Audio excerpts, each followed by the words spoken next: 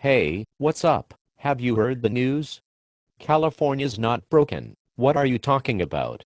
The Wall Street Journal calls California the Lindsay Lohan of states.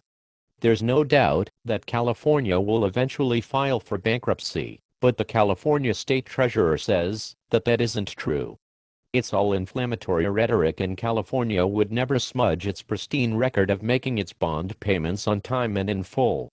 Treasurer Lockyer says debt service in California is constitutionally protected and has higher priority than healthcare for kids and keeping our communities safe. You've got to be fucking kidding me. It's true.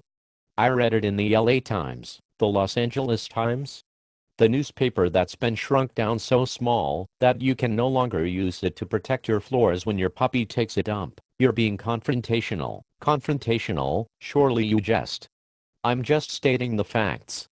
California is on borrowed time, and anyone with half a brain knows that California is in a graveyard spiral. It's common knowledge that California is addicted to spending and has a hostile business environment.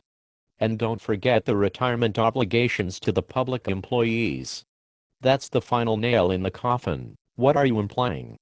That California's state employees should not be allowed to retire with benefits that are equal to the private sector? Well, if you mean not being able to retire at 55 and learning how to survive on Social Security and Medicare like most of the actual taxpayers that fund their retirements, I would have to say, yes. I just read that the Cal tax argument about excessive pensions in the public sector does not apply to the California state teachers' retirement system benefits, since taxpayers are not funding a full and generous benefit on top of Social Security. And in plain English, what is that supposed to mean? Well, for one thing, it means that unlike most other systems in the state, California state teachers' retirement system contribution rates do not fluctuate.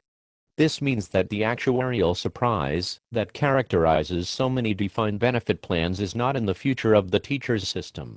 An actuarial surprise, and what the fuck is that supposed to mean? By surprise, I'm referring to the change in contribution rates that is visited upon public agencies when actuaries determine that contributions rates must be increased, which could occur for a host of reasons. Fucking A, what language are you speaking?